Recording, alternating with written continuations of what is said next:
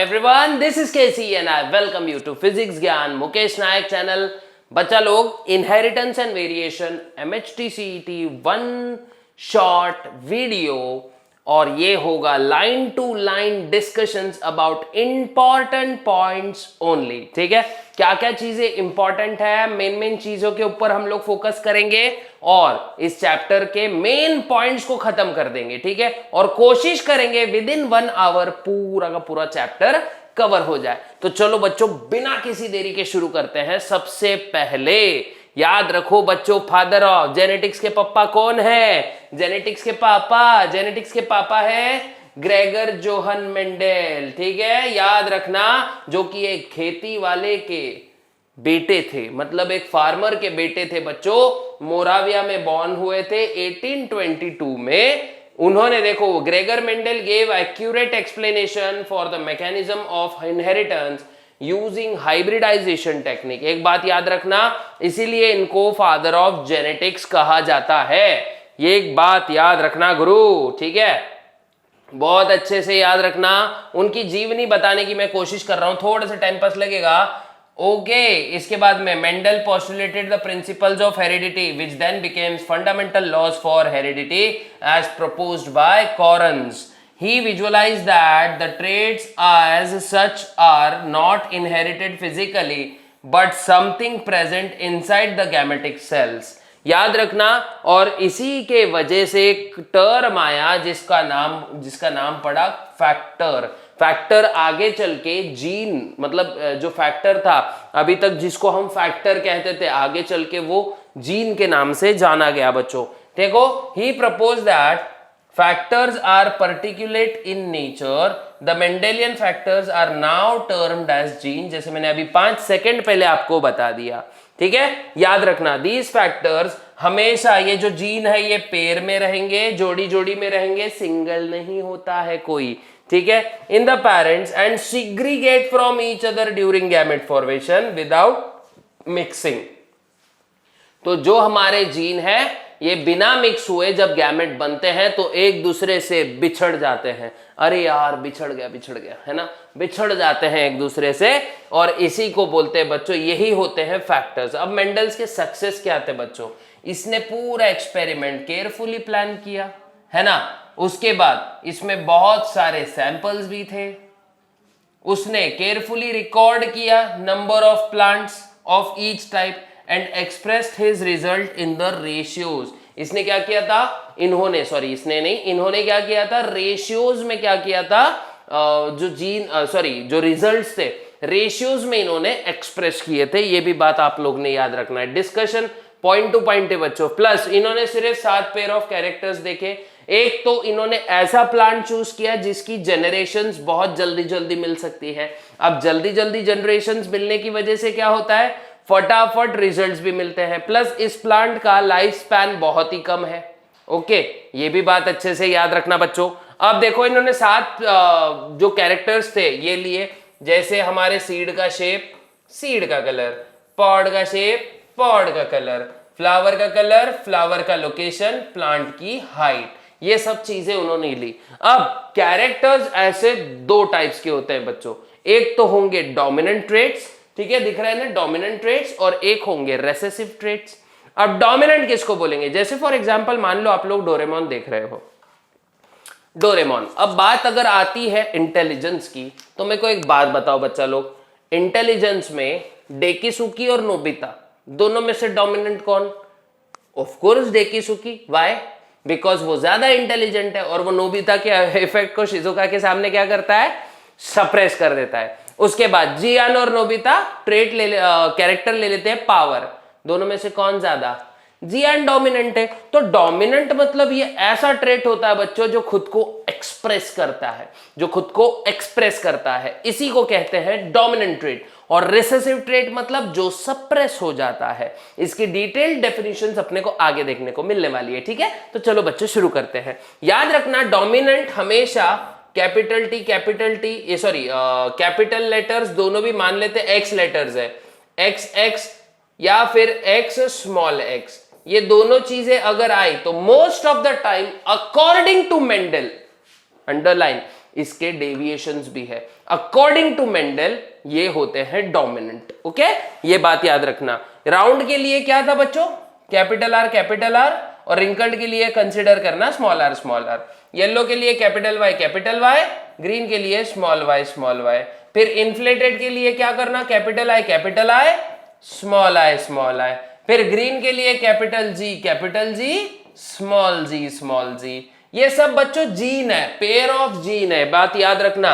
Purple के लिए capital P, white के लिए स्मॉल पी। फिर एक्सियल के लिए capital A, small A. Tall के लिए कैपिटल टी, स्मॉल टी। याद रखो ये वैसे तो आप लोग को बहुत अच्छे से आता होगा ये चीज, हम सिर्फ इसकी रिवीजन कर लेते हैं, ठीक है, ये बात याद रखना। अब देखो जेनेटिक टर्मिनोलॉजीज देखो बच्चों, जेनेटिक टर्मिनोलॉजी सबसे पहले कैरेक्टर क्या होता है बच्चों, ये फीचर होता है किसी भी ऑर्गेनिज्म का। जैसे मान लो आप लेने जा रहे हैं आईफोन, तो आईफोन क्या है, आईफोन का मान लेते हैं रैम कंसिडर करते हैं, या फिर मान लेते हैं उसका प्रोसेसर कंसिडर करते हैं। तो प्रोसेसर क्या है बच्चों, प्रोसेसर है हमारा कैरेक्टर। और A11, A12, A13 चिप, ये सब क्या है, उसके वेरिएंट्स है, ठीक है। तो याद रखना एक पर्टिकुलर स्पेसिफिक कैरेक्टर फीचर को ही हम ऑर्गेनिज्म का कैरेक्टर बोलते हैं। ट्रेट मतलब क्या होता है बच्चों, उसका ही डिटेक्टेबल वेरिएंट। जैसे height of the plant, tall रह सकती है, शॉर्ट रह सकती है, टॉल रह सकती है, ड्वार्फ रह सकती है, टॉल रह सकती है, ड्वार्फ रह सकती है, ठीक है, ये याद रखना। फैक्टर क्या होता है बच्चों, यूनिट ऑफ हेरिडिटी, ये बात याद करो। और ये बाद में कॉइन हुआ था किसके नाम से, जीन के नाम से, ठीक है, याद रखना बच्चा। उसके बाद याद रखना एलिलोमॉर्फ्स, ये थोड़ा सा समझने में प्रॉब्लम होता है, तो इसको पूरा रीड करेंगे, ठीक है। The 2 or more alternative forms of given gene, मतलब एक जीन के जो ऑल्टरनेट फॉर्म्स होते हैं उसको ही हम फैक्टर बोलते हैं। दे ऑक्यूपाई आइडेंटिकल लोसाई मतलब बच्चों यहाँ पे पोजीशन को बोला जाता है ऑन होमोलॉगस क्रोमोसोम। ये एक इंपॉर्टेंट पॉइंट है, अलील कहां होंगे, होमोलॉगस क्रोमोसोम्स पे, याद रखना। फिर allele is a short form for allelomorph, allele किसका शॉर्ट फॉर्म है, एलिलोमॉर्फ का शॉर्ट फॉर्म है, अच्छे से याद रखना। डोमिनेंट जो एक्सप्रेस होगा लेकिन F1 जनरेशन में, कब, F1 जनरेशन में, इसी को बोलते हैं डोमिनेंट कैरेक्टर या फिर डोमिनेंट ट्रेट। और रिसेसिव कैरेक्टर क्या होगा बच्चों, रिसेसिव ट्रेट क्या होगा, जो एक्सप्रेस नहीं होगा, ये सिर्फ आइडेंटिकल कंडीशंस में ही, अगर समझो मान लो स्मॉल लेटर्स है, ऐसे कंडीशन में ही, मतलब होमोजाइगस कंडीशन में ही एक्सप्रेस होगा, ऐसे ट्रेट्स को बोलते हैं रिसेसिव ट्रेट्स। ये बात याद रखो मेरे बच्चों, ठीक है। इसके बाद आता है हमारा फेनोटाइप, बाहरी सुंदरता, मतलब बाहरी मोह माया, याद रखना, एक्सटर्नल अपीयरेंस है ना, external appearance of an organism. जैसे भाई कोई चीज मेरे को बड़ी दिख रही है तो बड़ी दिख रही है, टाइगर येलो दिख रहा है तो येलो दिख रहा है, उस पर ब्लैक धारियां है तो है, ठीक है। तो ये होता है फिनोटाइप। जीनोटाइप क्या होता है बच्चों, जेनेटिक मेकअप या genetic constitution of an organism with respect to particular trait. मान लो टाइगर येलो है तो क्यों है, इसके लिए कौन सा जीन रिस्पॉन्सिबल है, यही होता है जीनोटाइप, ठीक है, एक बात याद रखना है। ओके, अब देखो होमोजाइगस कंडीशन जिसको हम बोलते हैं प्योर, जब भी आइडेंटिकल अलील रहेंगे किसी ट्रेट के लिए, जैसे कैपिटल टी, ये टॉल के लिए 2 एलिल्स है, ठीक है, या फिर स्मॉल टी, तो तब ऐसी कंडीशन को बोलते हैं बच्चों लोग, क्या बोलते हैं, होमोजाइगस कंडीशन। हेट्रोजाइगस में क्या होगा, कॉन्ट्रास्टिंग अलील या फिर नॉन आइडेंटिकल अलील अगर रहेंगे किसी पर्टिकुलर ट्रेट के लिए, इसी को हेटेरोजाइगस कंडीशन बोला जाता है, जैसे कैपिटल टी, स्मॉल टी, याद रहेगा। इसी को आप हाइब्रिड भी बोल सकते हो बच्चों, ओके। उसके बाद प्योर लाइन, इंडिविजुअल और group of individual which is homozygous और true breeding for 1 or more traits, इसको बोला जाता है प्योर लाइन, याद रखना, जिसको हम गावरान बोल सकते हैं। ठीक है, ये बात याद रखना। हाइब्रिड तो जस्ट मैंने बताया आपको। अब देखो monohybrid, it is heterozygous for one trait and is produced from a cross between two pure parents differing in single contrasting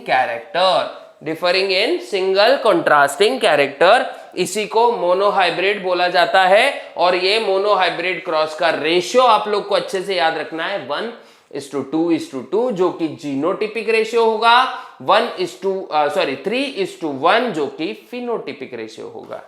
okay, F1 generation refers to first filial generation. ठीक है, अब यहां पे होते हैं ऑफस्प्रिंग, ठीक है, प्रोड्यूस फ्रॉम पेरेंटल क्रॉस। तो जब भी पेरेंट्स का क्रॉस होता है और जो ऑफस्प्रिंग मिलेगा, इसको कहा जाता है F1 जनरेशन या फिर फर्स्ट फिलियल जनरेशन।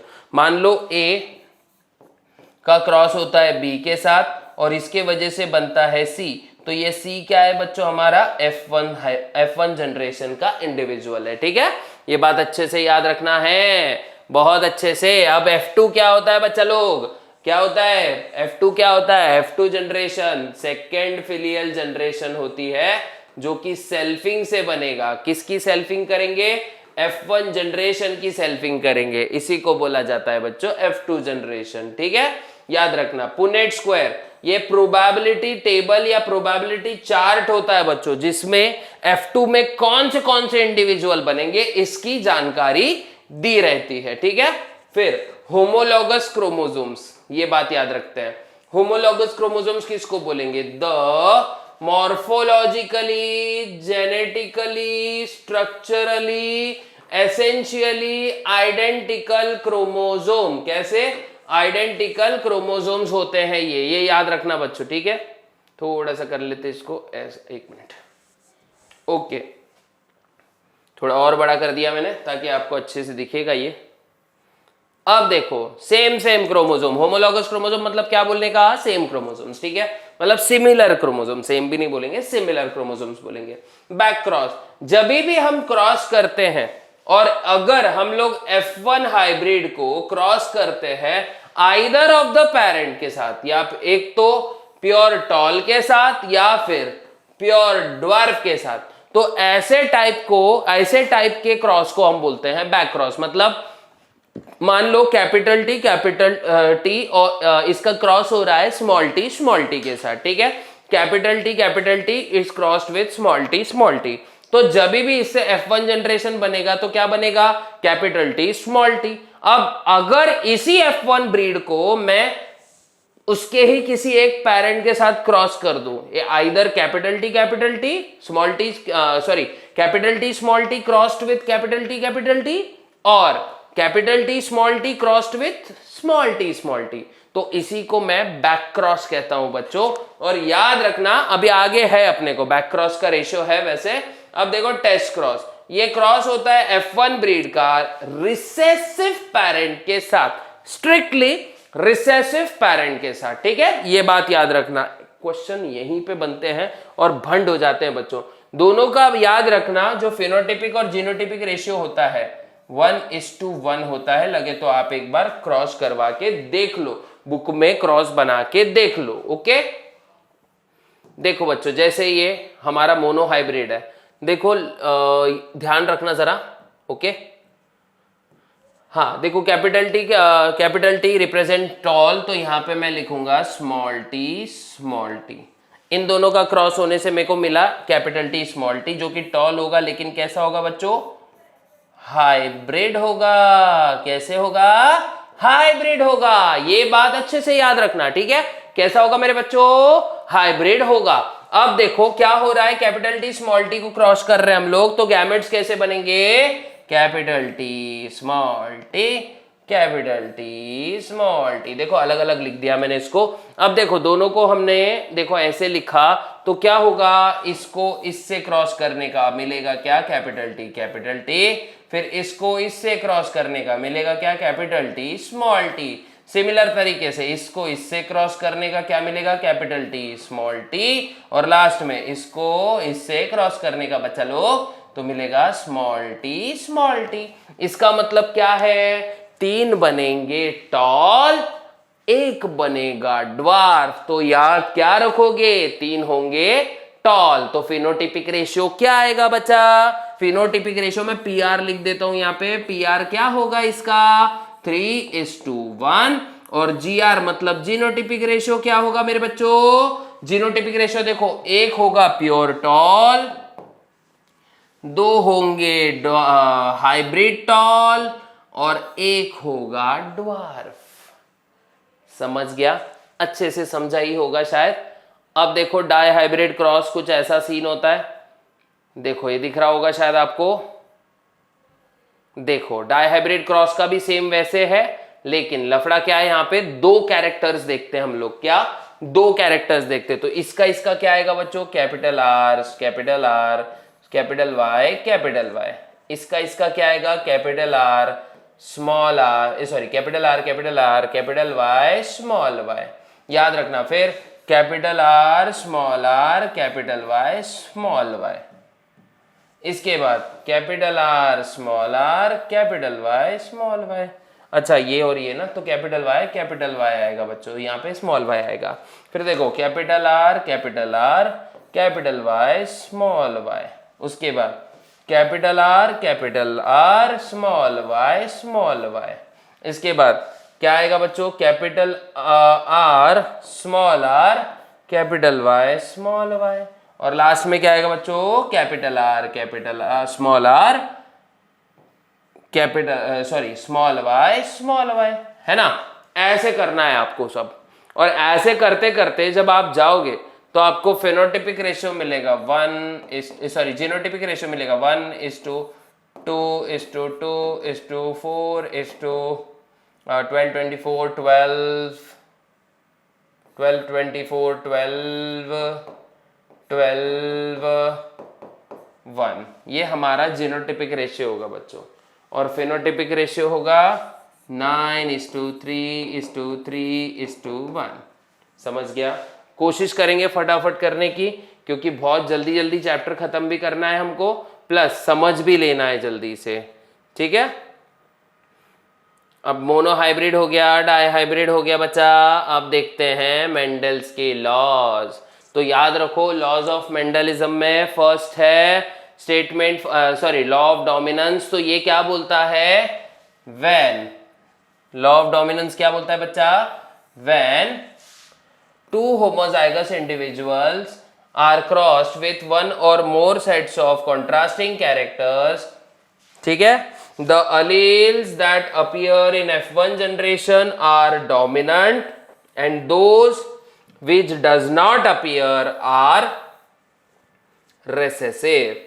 ठीक है, ऐसे अलील्स जो F1 जनरेशन में अपीयर होंगे वो होंगे डोमिनेंट, और जो F1 जनरेशन में अपीयर नहीं होंगे वो होंगे रिसेसिव। यहां तक आपको क्लियर हो जाना चाहिए। ये है लॉ फॉर डोमिनेंस। ओके, फिर इसके बाद देखो बच्चों, ठीक है, इसके बाद है next law of independence assortment, law of segregation, जिसको आप बोल सकते हो law of purity of gametes. ये भी आप लोग इसको बोल सकते हो। सेकेंड लॉ क्या बोलता है, this law states that when hybrid forms gametes, the allele segregates from each other and enters the different gametes. The gametes formed are pure in that they carry only one allele. ठीक है, hence this law is described as law of purity of gametes। in short में बता देता हूं, देखो मान लो capital T small T है, ये एक पेरेंट है। जब इसका गैमेट बनेगा तो ये 2 टाइप के गैमेट्स बनाएगा, एक होगा कैपिटल टी और एक होगा स्मॉल टी वाला गैमेट, है ना। और ये 2 गैमेट जो है इंडिपेंडेंट होते हैं, मतलब किसी भी गैमेट में आराम से एंटर कर जाते हैं, और ये हर ट्रेट के लिए प्योर होते हैं। इसीलिए इसको क्या बोला जाता है, law of purity of gametes. Her trait के लिए मतलब दैट पर्टिकुलर ट्रेट ओनली, नहीं तो वो हर ट्रेट वाली लाइन उठा लोगे आप लोग, ठीक है, याद रखना। उसके बाद लॉ ऑफ इंडिपेंडेंट असॉर्टमेंट। अब ये क्या बोलता है, अब देखो, this law states that when hybrid, देखो when hybrid possessing 2 pair of contrasting character factors forms gametes, the factors in each pair segregate independently of the other pair. मतलब जो फैक्टर्स है एक दूसरे के ऊपर बिल्कुल भी डिपेंडेंट नहीं रहते हैं, ये एक में से सेग्रीगेट होते हैं जब गैमेट फॉर्मेशन होता है, और ये इंडिपेंडेंटली अलग अलग गैमेट में मूव करते हैं। ये बात याद रखना, मतलब कोई भी अलील किसी और दूसरे पे डिपेंडेंट नहीं होता है, सब आत्मनिर्भर होते हैं। इसलिए मोदी जी बोलते हैं ना, आत्मनिर्भर भारत बनाओ। हमारे सेल्स में ही आत्मनिर्भरता होती है बच्चों। टेस्ट क्रॉस हो गया, बैक क्रॉस हो गया, फिर इसके बाद देखो बच्चों और क्या रहता है,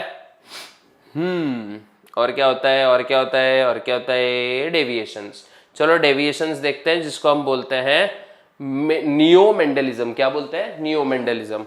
अब यहां पे देखो बच्चों इंटरैक्शन कितने टाइप्स के होते हैं। एक तो होती है इंट्राजेनिक इंटरैक्शंस, ठीक है, occurs between Aleel of same gene, जैसे होते हैं इनकम्प्लीट डोमिनेंस एंड कोडोमिनेंस, है ना, तो इसको इंट्राजेनिक इंटरैक्शंस बोलते हैं। और एक होते हैं इंटरजेनिक इंटरैक्शंस, जो कि नॉन अलीलिक इंटरैक्शंस होते हैं। इसके एग्जांपल्स क्या है, pleiotropy, polygenes, epistasis, supplementary and complementary genes, ठीक है, ये बात याद रखना है। अब एक एक करके देखते हैं इनकम्प्लीट डोमिनेंस में क्या होता है बच्चों। देखो अभी सबसे पहला है हमारा इनकम्प्लीट डोमिनेंस। यहां पे इसका चार्ट तो दिया नहीं है शायद, हाँ ऊपर देना चाहिए। इनकम्प्लीट डोमिनेंस, ठीक है। अब ये वो कंडीशन होगी जिसमें डोमिनेंट पूरी तरह एक्सप्रेस नहीं होगा, रिसेसिव पूरी तरह सप्रेस नहीं होगा, और एक इंटरमीडिएट सा कुछ तो भी कैरेक्टर या ट्रेट मिलेगा।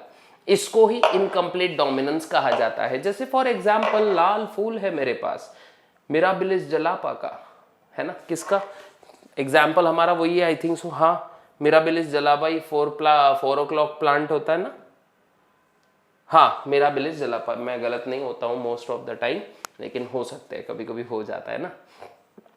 तो मिराबिलिस जलापा का एक फ्लावर लिया मैंने जो कि रेड कलर का था, जो कि डोमिनेंट है, और व्हाइट कलर का ये जो रिसेसिव है। अब गजब की बात क्या होती है मेरे बच्चों, जब इसका क्रॉसिंग हो रहा है तो रेड व्हाइट क्या आना चाहिए, नॉर्मली मेंडल्स के हिसाब से तो भैया रेड आना चाहिए था, लेकिन रेड के बदले बच्चों यहां पे कलर मिलता है फ्लावर्स का पिंक। अब इसका मतलब क्या है दया, इसका मतलब समझ रहे हो दया, डोमिनेंट पूरी तरह एक्सप्रेस नहीं हो रहा है, रिसेसिव पूरी तरह सप्रेस नहीं हो रहा है, और इसी ने कहा जाता है इनकम्प्लीट डोमिनेंस। और याद रखो मेरे बच्चों, फिनोटिपिक रेशियो और जीनोटिपिक रेशियो दोनों का 1:2:1 होगा। अच्छे से याद रखना, ठीक है, याद रखो। उसके बाद आता है मेरे बच्चों कोडोमिनेंस। ओहो क्या आता है भैया, कोडोमिनेंस आता है।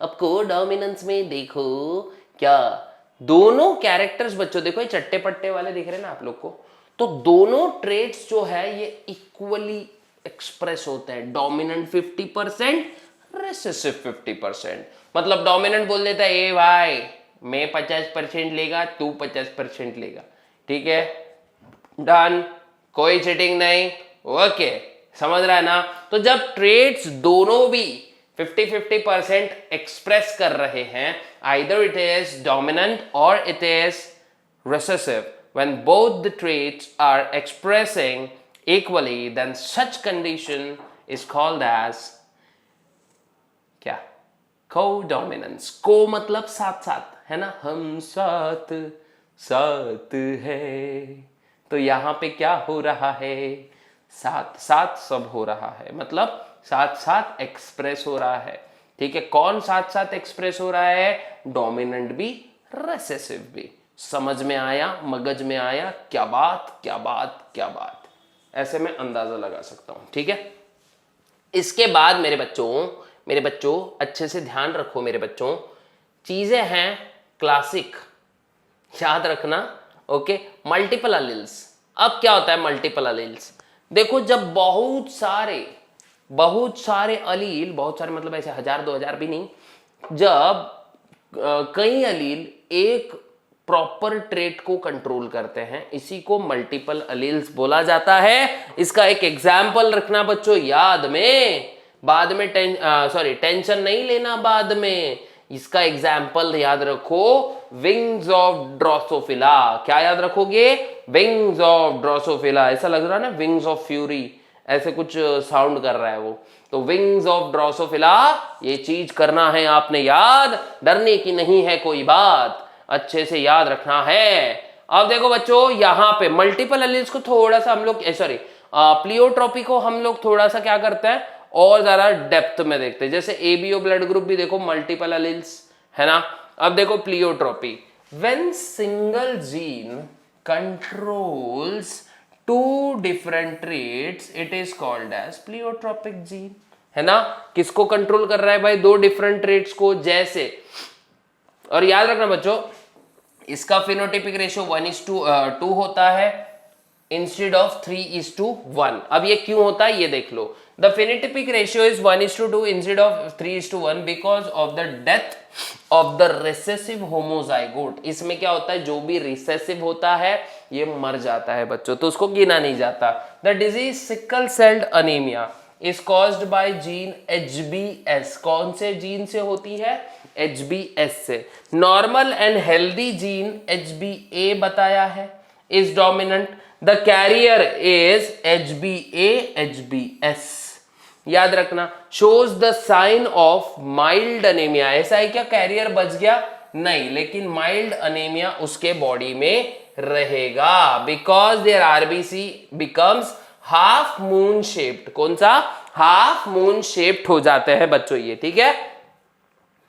अब याद रखो, ये तो हो गया, आपने एग्जाम्पल याद रख लिया। अब देखो, the homozygote with recessive gene HBS however dies of the total anemia. Thus gene for sickle cell anemia is lethal in homozygous condition. ये MCQ point है, ठीक है। Condition and produces sickle cell anemia trait in the heterozygous carrier state. Question पे आ जाता है ना कभी कभी, अगर हेट्रोजाइगस है, अगर कोई कैरियर है तो बताओ उसके ऊपर क्या असर होगा। भाई उसको अनेमिया होगा, सेकेंड उसको माइल्ड अनेमिया होगा, थर्ड वो मर जाएगा, फोर्थ उसको कोई फर्क नहीं पड़ता दुनिया में कुछ भी हो। तो आंसर सेकेंड होगा बच्चों, इसको माइल्ड अनेमिया के सिम्टम्स दिख पड़ेंगे। याद रखो बच्चों, ये वाला भी एक क्रिटिकल पॉइंट है। A marriage between two carrier will produce normal carriers and sickle celled anemic children in the ratio of 1:2:1। अब सिकल सेल्ड एनेमिक डाई और इसीलिए ये 1:2 का रेशियो होता है। जैसे देखो ये चार्ट है बच्चों ऊपर, है ना, सिकल सेल एनीमिया का जो ये चार्ट है, देखो दिख रहा है ना। अब यहाँ पे देखो क्या हो रहा है, एक सिकल सेल एनीमिक इंसान दूसरे सिकल सेल एनीमिक इंसान के साथ, मतलब कैरियर के साथ, दोनों कैरियर है, जब मेट करते हैं, इनके देखो HBA HBS इनके जीन्स है। अब ये एलील्स अलग हो रहे हैं, गैमेट बन रहे, एक HBA बनेगा एक HBS बनेगा, है ना। इधर पे भी सेम हो रहा है भाई, देखो HBA HBS बना। अब जब ये इसके साथ कंबाइन होगा तो ये HBA HBA बनेगा, मतलब एक नॉर्मल बनेगा। जब ये ये इसके साथ क्रॉस करेगा तो बच्चों देखो ये क्या बन रहे हैं, ये दो कैरियर्स बनने के चांसेस है। लेकिन एक कंडीशन में क्या होगा, HBS HBS बनेगा जो कि मर जाएगा, ठीक है। इसीलिए एक नॉर्मल और दो कैरियर बनेंगे जब दो कैरियर्स की शादी होती है। तो अच्छे से याद रखना बच्चों, कुंडली के साथ साथ ब्लड रिपोर्ट्स भी जरूरी है, जेनेटिक रिपोर्ट्स भी बहुत ज्यादा जरूरी है, नहीं तो जेनेटिक डिसऑर्डर्स पूरी टेंशन टाइट हमारी कर सकती है। यात्रीगण कृपया ध्यान दें, फ्यूचर में आपके लिए सलाह है, ठीक है। इसके बाद क्रोमोसोमल थ्योरीज ऑफ इनहेरिटेंस याद रखना बच्चों, किसने दी थी ये क्रोमोसोमल थ्योरी, याद रखना। अब देखो, Gregor Johann Mendel published his work on inheritance of trait in 1866, but for some reasons it remains unnoticed, ठीक है, और recognised till 1900। As communication was not easy in those days, his work was not widely recognized. His approach of using mathematics and statistics to explain biological phenomena was totally new and unacceptable to then biologists. The continuous variations were observed in nature. Mendel's concept of factor as a stable and discrete unit which controlled the expression of characters and that the pair of allele did not blend with each other was not accepted. मतलब Mendel बोलता था कि कोई characters blend नहीं होते, alleles एक में से ब्लेंड नहीं होते, मिक्स नहीं होते, लेकिन ऐसा कोई शॉर्ट नहीं था. जब और रिसर्चेस हुई तो ये पाया गया कि मेंडल बाबा सच में ही 100% सच नहीं थे, उनके भी फ्लॉज थे, जो कि अपन ने अभी जस्ट उनके डेविएशंस देखे. ठीक है, अब याद रखना, ह्यूगो डी रीज एक साइंटिस्ट थे, Correns, von Tschermak independently rediscovered Mendel's work on inheritance of trait. Due to the advancement in the microscopy, scientists were able to observe cell division and the structure of chromosome under the microscope. अब उस समय microscope तो था नहीं, इसलिए तो क्या problem हुआ, रिसर्च बहुत ज्यादा टेंशन देती थी. लेकिन जैसे जैसे ये सब चीजें आई वैसे वैसे आली रे आली आता क्रोमोझोमची बारी आली. हे आता सगळ्या सायंटिस्टला, संशोधकांना हे सगळं काय माहित पडलं. ठीक आहे, समजलं ना. आता काय झालं माहितीये का, वॉल्टर शुटॉन अँड थिओडोर बोवेरी ह्यांनी काय केलं, स्टडी केली parallel behaviour of Mendel's factor and the behaviour of chromosome at the time of meiosis. अब इन्होंने इसके ऊपर स्टडी की, है ना, कि भाई मियोसिस में जीन और क्रोमोसोम्स का क्या होता है ना, वही होता है जो मंजूरे सेल डिवीजन होता है. ऐसा कुछ नहीं होता है बस. तो इसी के ऊपर उन्होंने कौन सी थियोरी निकाल दी भाई, एक नई थियोरी निकाली जिसका नाम था क्रोमोसोमल थियोरी ऑफ इनहेरिटेंस. ठीक है, याद रखना. ओके, अब इसके बाद दिस थ्योरी स्टेट्स दैट, इसके पॉइंट्स देखो बच्चों, इंपॉर्टेंट है. This theory states that chromosomes are present in pairs of somatic cell. Chromosome हमेशा कैसे होते हैं, जोड़ियों में. अपने साथी का वो साथ नहीं छोड़ते, इसीलिए साथ ही साथ निभाना. एक अकेला थक जाए तो मिलकर बोझ उठाना, इसीलिए दोनों एक में का बोझ उठाते हैं. During the formation of homologous chromosome, देखो during gamete formation homologous chromosome pair एक दूसरे से बिछड़ जाते हैं और अलग अलग गैमेट में बेचारे चले जाते हैं. एक दूसरे से बिछड़ जाते हैं, अलग अलग गैमेट में चले जाते हैं. अब जाने के बाद इनके नए दोस्त बनेंगे, और नए दोस्त बन गए तो कैरेक्टर्स नए बनेंगे. वाह लिख देना कमेंट बॉक्स में 5 शेर के लिए. ठीक है, ड्यूरिंग द मियोसिस. अब जब मियोसिस होता है, जस्ट मैंने बताया गैमेट सिग्रीगेट होते हैं, लेकिन एक और चीज होती है मेरे बच्चों वहां पे, जिसको हम बोलते हैं रिकॉम्बिनेशन. रिकॉम्बिनेशन मतलब क्या होता है, जब हमारे कैरेक्टर्स मिक्स होते हैं तो इसी को कहा जाता है मेरे बच्चों, अकल के कच्चों तो नहीं हो आप लोग, अभी बहुत अच्छे परिपक्व हो चुके होंगे क्योंकि 12th पढ़ा, एग्जाम्स दी, नीट की इतनी दिन से तैयारी कर रहे हो, फिर एमएससी सीईटी पे शिफ्ट भी हुए होंगे, तो इसीलिए आप लोग का अच्छा खासा एक्सपीरियंस आ चुका होगा मेरे बच्चों. तो ध्यान दे दो जरा भी. Nucleus of gametes contains chromosome which carry all hereditary traits. Male and female gametes carry all the hereditary traits. They are link between parents and the offspring. The fusion of male and female gamete, देखो haploid male gamete क्या करता है, फिर haploid female gamete के साथ में fuse करता है और जाइगोट बनाता है, ऐसे वापस से पूरा का पूरा सेल डिप्लॉइड बनता है. ये बात अच्छे से याद रखना है बच्चों आप लोग ने. ठीक है, छोटी छोटी चीजें हैं जो कि मैं कवर करने की कोशिश कर रहा हूं. देखो ये है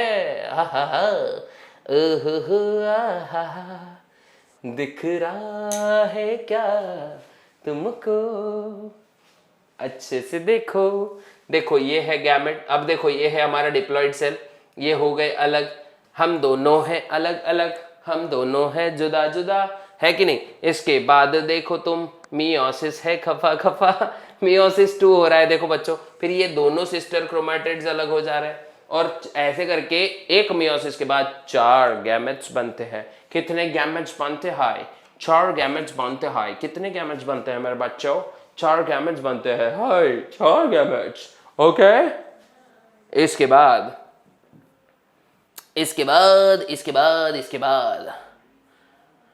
हो भाई, ऑलवेज रिमेंबर, देखो gene chromosome occurs always in pairs, लेकिन किसमें? डिप्लॉइड सेल में। alleles located on chromosome segregates along with chromosome during gamete formation। तो जब गैमेट फॉर्मेशन होता है alleles एक दूसरे से बिछड़ते हैं, टक टक। जब गैमेट फॉर्मेशन होता है तो alleles एक दूसरे से बिछड़ते हैं, समझ गया? ठीक है, तो फिर उसके बाद वो जाएंगे, कहाँ जाएंगे भाई? दोनों हैप्लॉइड गैमेट्स जब फ्यूज होते हैं तो डिप्लॉइड जाइगोट बनता है और डिप्लॉइड जाइगोट बनने के बाद वो डिप्लॉइड लेवल रिस्टोर होती है। तो समझ लो मेरी बात को, नींद आ जाएगी रात को। अच्छे से ध्यान दो बच्चों, ठीक है। अब क्रोमोसोम्स देखते हैं बच्चों। इसका ये थोड़ा डेंजरस पार्ट है। डेंजरस मतलब है इजी, लेकिन हम लोग इस पे बहुत ज्यादा दुर्लक्ष्य करते हैं, तो ये नहीं करना है। क्रोमोसोम कैसे होंगे? फिलामेंटस होंगे। कहाँ होंगे? यूकैरियोटिक न्यूक्लियस में होंगे। क्रोमोसोम टर्म किसने कॉइन किया? वोल्डायर ने कॉइन किया। ये याद रखना बच्चों। अब सबसे अच्छा क्रोमोसोम आपको कब देखने को मिलेगा?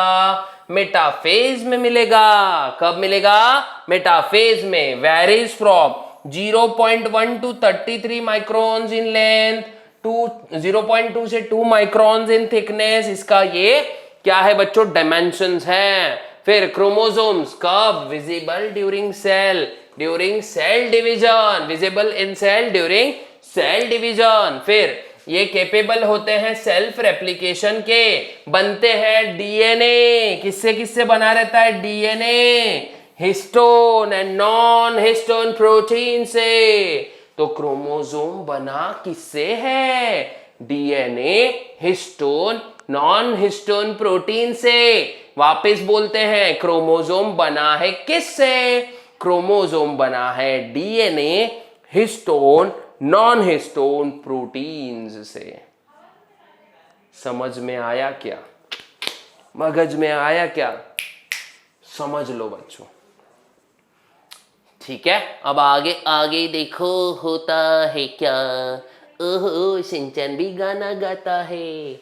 अब देखो number of chromosomes, the number of chromosomes in specific, देखो a specific and constant for particular species. अलग अलग स्पीशीज अलग अलग क्रोमोसोम के नंबर होते हैं, ठीक है। अब देखो द टर्म प्लॉइडी का मतलब क्या होता है? Speaks for degree of repetition of the primary basic number of chromosomes. मतलब किस सेल में कितने क्रोमोसोम है उसको प्लॉइडी बोला जाएगा। कितने सेट ऑफ क्रोमोसोम है, सॉरी, ठीक है। तो देखो, when chromosome number in a cell is exact multiple of the primary basic number, then it is called euploidy. Euploids includes monoploid, haploid। यहां करने से अच्छा हम क्या करेंगे, नीचे इसका ये देख लेंगे बच्चों। ये सिंपल वाला है, देखो ये है प्लॉइडी। 2 टाइप की होती है भाई, इप्लॉइडी एंड एन्यूप्लॉइडी। इप्लॉइडी में क्या आता है बच्चों? मोनोप्लॉइडी, डिप्लॉइडी, पॉलीप्लॉइडी। मोनोप्लॉइडी मतलब एक सेट ऑफ क्रोमोसोम जैसे दिख रहा है। डिप्लॉइडी मतलब 2 सेट ऑफ क्रोमोसोम जैसे दिख रहा है। पॉलीप्लॉइडी मतलब 3, 4, 5 ज्यादा सेट ऑफ क्रोमोसोम दिख रहा है। एनियोप्लॉइडी में क्या होता है बच्चों? हाइपोप्लॉइडी एंड हाइपरप्लॉइडी। जब भी एक क्रोमोसोम कम है तो इसको मोनोसोमी बोलने का, 2 क्रोमोसोम कम है तो इसको नल्लीसोमी बोलने का। हाइपर में 1 क्रोमोसोम ज्यादा है, हाइपो मतलब कम, हाइपर मतलब ज्यादा, 1 क्रोमोसोम ज्यादा है तो ट्राइसोमी बोलने का। 2 क्रोमोसोम ज्यादा है तो टेट्राजोमी बोलने का। क्या बोलने का भाई? टेट्राजोमी बोलने का। ठीक है, ठीक है, अच्छे से समझ में आ गया है तुमको, है ना? देखो ये क्रोमोसोम का स्ट्रक्चर है, एक बार अच्छे से पढ़ लेना। फिर क्रोमोसोम के टाइप्स आप लोग को सबको आई थिंक सो पता ही होंगे। हाँ, सेक्स क्रोमोसोम याद रखना बच्चों, इनको ही एलोसोम बोला जाता है। याद रखना, मेल्स में एक्स वाई होता है और फीमेल में एक्स होता है। अच्छे से याद रखना। एक्स क्रोमोसोम ये स्ट्रेट होगा, रॉड लाइक होगा, लॉन्गर होगा वाई क्रोमोसोम से। एक्स क्रोमोसोम मेटासेंट्रिक होगा, ये एमसीक्यू पॉइंट है। वाई क्रोमोसोम एक्रोसेंट्रिक होगा, ये एमसीक्यू पॉइंट है। फिर एक्स क्रोमोसोम में बहुत ज्यादा यूक्रोमैटिन होगा। यूक्रोमैटिन ये वो रीजन होता है जहां पे जीन्स जो है लूजली बाउंडेड होते हैं, लेकिन हेट्रोक्रोमैटिन वो रीजन होता है जहां जीन्स जो है ये टाइटली बाउंडेड होते हैं। और यही बॉन्ड बॉन्ड बॉन्ड की वजह से, टाइट बॉन्ड्स रहेंगे तो वेरिएशन नहीं होगा, लूज बॉन्ड्स रहेंगे तो जल्दी से वेरिएशंस हो जाएंगे। ठीक है, क्योंकि रिकॉम्बिनेशन जल्दी होता है। उसके बाद देखो ये दिखता है, ये ऐसा दिखता है बच्चों, ये है मेटासेंट्रिक, ये है एक्रोसेंट्रिक। उसके बाद अच्छे से देखते भाई, लिंकेज देख लो भाई, ए भाई लिंकेज देख लो। लिंकेज क्या होता है? लिंकेज देखो बच्चों, अब लिंकेज के बारे में देखते हैं। Okays linkage, what is linkage?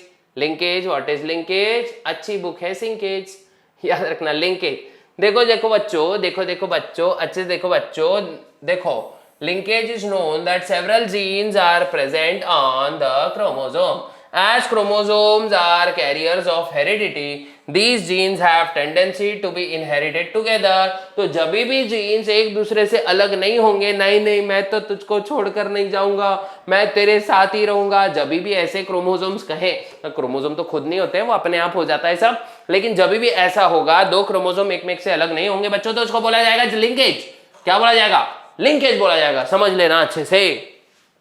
2 type के लिंकेज होते हैं भाई। अरे कितने टाइप के होते हैं भाई? 2 टाइप के होते हैं। एक तो होता है कंप्लीट लिंकेज, जिसमें क्रोमोसोम बोलेंगे हम बने तुम बने एक दूजे के लिए।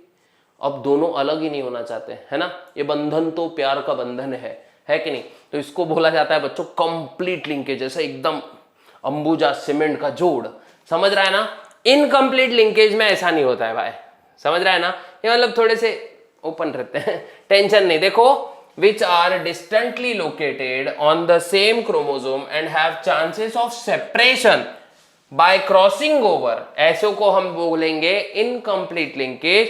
और ऐसे जीन्स को बोला जाता है बच्चों इनकम्प्लीटली लिंक्ड जीन्स। ठीक है, या फिर वीकली लिंक्ड जीन्स। एक बात याद रखना बच्चों, linkage group, all the linked genes, देखो all the linked genes in a particular chromosome constitute a linkage group। ये बात याद रखो।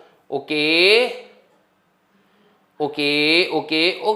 अब देखो सेक्स लिंकेज। सेक्स लिंकेज क्या बोलता है बच्चों? सेक्स लिंकेज ये होता है 3 टाइप्स का। एक होता है एक्स लिंक, एक होता है वाई लिंक और एक होता है एक्स वाई लिंक। अब सेक्स लिंकेज जो है ये 2 काइंड्स का होता है, इसमें भी कंप्लीट और इनकम्प्लीट वाला फंडा है, तो ये भी एक बार अच्छे से याद रखना। लेकिन example of sex link traits देख लो बच्चों, जैसे है myopia, haemophilia, red green colour blindness, याद रखना हाइपर ट्राइकोसिस। इसका मतलब क्या होता है बच्चों? फीमेल्स में दाढ़ी मुंह छाना। And for Y linked are hypertrichosis, sorry females में दाढ़ी मूछ नहीं, कान के ऊपर बाल आना, ये होता है। और उसके बाद में इच्थायोसिस, याद रखना अच्छे से।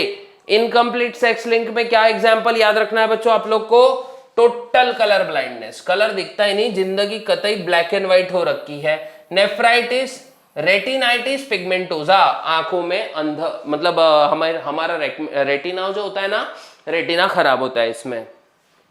क्रॉसिंग ओवर क्या होता है बच्चों, ये देखो ये थोड़ा सा कॉम्प्लेक्स स्टेटमेंट है बच्चों यहाँ पे।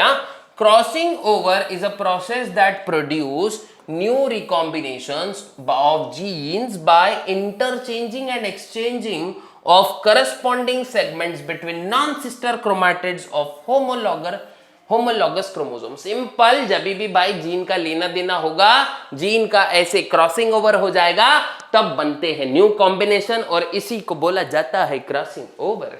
ठीक है, it occurs during pachytene of prophase 1। ये एमसीक्यू पॉइंट है बच्चों। ठीक है, the term crossing over was coined by हमारे मॉर्गन भैया। क्या?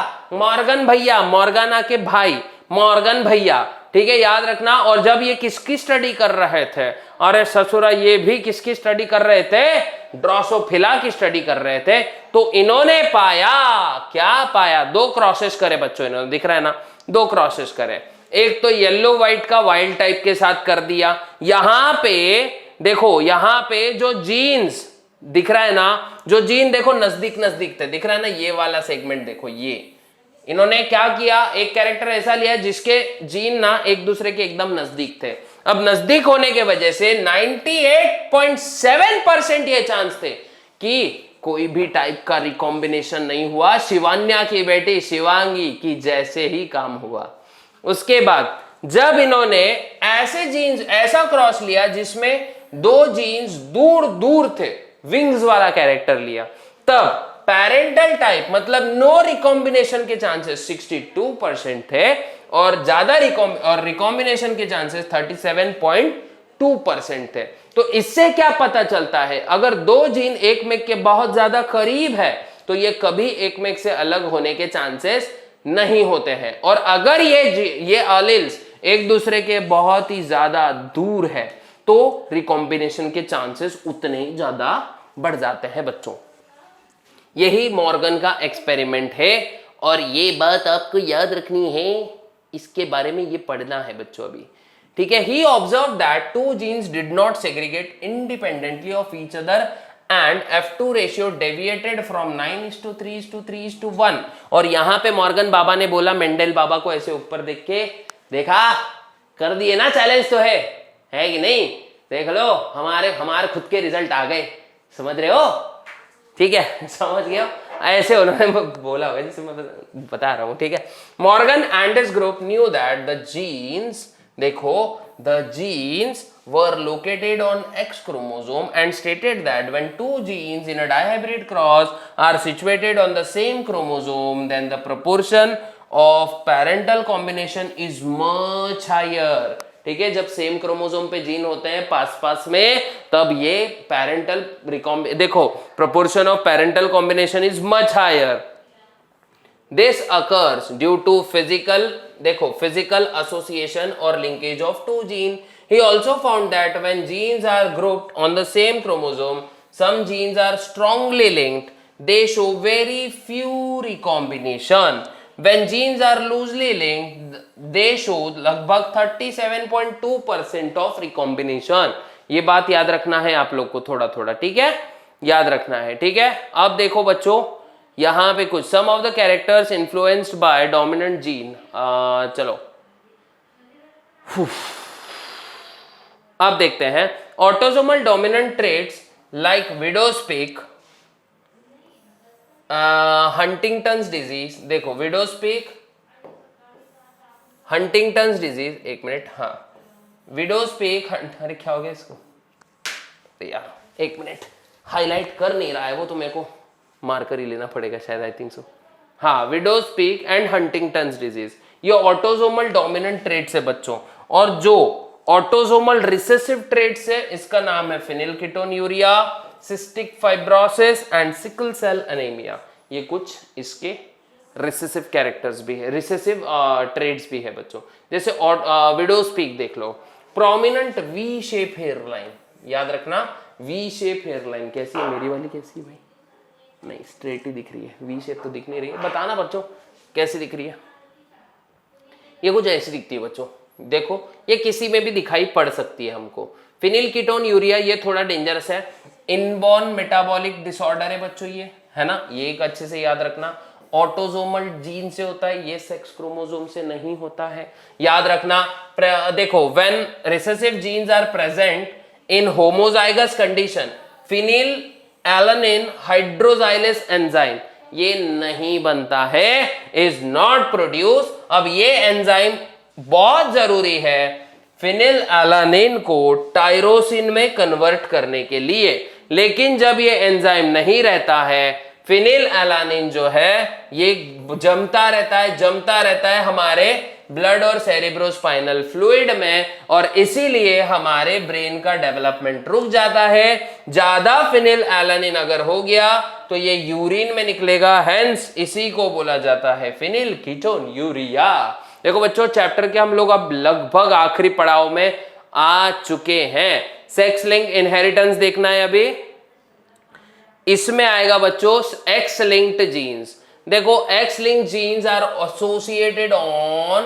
Located on non homologous region of X chromosome and these genes do not have corresponding alleles on Y chromosome। इसीलिए females में इसके वजह से जो बनती है वो कैरियर्स बनेगी, लेकिन मेल की हमेशा टेंशन टाइट होगी, बिकॉज उसका मतलब उस रिसेसिव डिसऑर्डर का असर दबाने के लिए Y क्रोमोसोम पे कोई भी डोमिनेंट अलील नहीं होता है। ये बात याद रखो मेरे बच्चों, ठीक है। हाँ, अब देखो फीमेल ये तो मैंने जस्ट पूरा एक्सप्लेन कर दिया अभी तुम लोग को। अब देखो वाई लिंक्ड जीन्स, इन्हीं को होलैंड्रिक जीन्स बोला जाता है बच्चों। Genes located on non homologous region of Y chromosomes are called Y linked genes. The Y linked genes are inherited directly from male to male. In man the Y linked genes देखो Y linked genes such as hypertrichosis is responsible for excessive development of hair on pinna। यहाँ पे देखो बाल होते हैं कुछ लोगों के, अरे भैया सेट जी नहीं होते क्या, कुछ इनके बाल होते हैं, उसी को हम लोग हाइपरट्राइकोसिस बोलते हैं। और ये जो ट्रेट है डायरेक्ट फादर से उनके सन में ट्रांसफर होता है। ये बात भी अच्छे से याद रखना। आप देखो कलर ब्लाइंडनेस, ये अच्छे से याद रखना है, ज्यादा कुछ है नहीं बच्चों इसमें। कलर ब्लाइंडनेस में, हाँ कलर ब्लाइंडनेस में तो ज्यादा कुछ है नहीं, इसका क्रॉस है। उसके बाद क्या है इंपॉर्टेंट, देखो क्लाइनफेल्टर सिंड्रोम वगैरह है इसमें। अब देखो सेक्स डिटर्मिनेशन भी अपने को शायद आता है। सेक्स डिटर्मिनेशन जब भी मेल की शादी फीमेल के साथ होगी 50% चांसेस होंगे एक तो बॉय बने या फिर गर्ल बने। बर्ड्स में उल्टा होता है, मेल होमोजाइगस होते हैं, फीमेल हेट्रोजाइगस होती है। ये मोस्ट इंपॉर्टेंटली याद रख लो। ह्यूमंस में मेल हेट्रोजाइगस होते हैं, फीमेल होमोजाइगस होती है। बर्ड्स में फीमेल हेट्रोजाइगस होती है, मेल होमोजाइगस होता है। ये बात अच्छे से याद रखना है बच्चों। फिर हनी बीज में तो अलग ही सीन होता है भाई। देखो हनी बीज का सीन देख लेते थोड़ा यहाँ पे। अब देखो यहाँ फीमेल होती है डिप्लॉयड। फीमेल कैसी होती है भाई? डिप्लॉयड होती है। मियोसिस के टाइम दोनों भी क्या क्या चीजें बनते हैं, 16 क्रोमोसोम सेपरेट हो जाते हैं। अब जब ये मेल का माइटोसिस से ही काम चलते रहता है बेचारे का। ओके, जब भी ये मेल के क्रोमोसोम और फीमेल के क्रोमोसोम मिलेंगे तो वापस से फीमेल बनेगी, लेकिन मेल का जो होता है डेवलपमेंट ये पार्थेनोजेनेसिस से होता है। ये एक चीज याद रखो बच्चों, बहुत अच्छे से याद रखना है ये, ठीक है। छोटी छोटी चीजें हैं जो मैं कवर करने की कोशिश कर रहा हूं। जैसे अब देखो जेनेटिक डिसऑर्डर, देखो ये बाबा जी ये मिस्टर आपको हाई बोल रहे हैं तो थोड़ा उनको हाई कर दो। बेचारे एक कंडीशन से गुजर रहे हैं बच्चों जिसका नाम है डाउन्स सिंड्रोम। लेकिन उसके पहले हम देखते हैं थैलासेमिया। याद रखो बच्चों, कंफ्यूजन होता है थैलासेमिया कौन से टाइप का डिसऑर्डर है। याद रखना ये एक ऑटोसोमल डिसऑर्डर है, इनहेरिटेड रिसेसिव डिजीज है, रिसेसिव जीन की वजह से होता है। अब देखो बच्चों, हेमोग्लोबिन मॉलिक्यूल जो होता है इसके पास होते हैं 4 चेन, 2 होते हैं अल्फा चेन्स और 2 होते हैं बीटा चेन्स, है ना। अब सिंथेसिस ऑफ अल्फा चेन इसको कंट्रोल कौन करता है बच्चों? HbA1 and HbA2 on chromosome 16। कौन सा पोजीशन है क्रोमोसोम का? ये छोटी छोटी MCQ पॉइंट है बच्चों। 16th नंबर का क्रोमोसोम।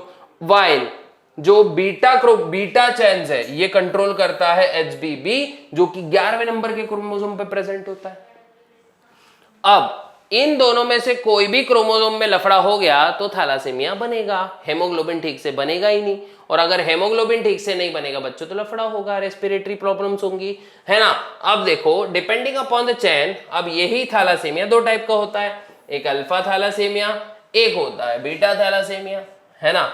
अब याद रखो इट इज, अब ये बीमारी होती क्यों है, it is cause due to deletion और mutation of gene which codes for alpha and beta globin chains.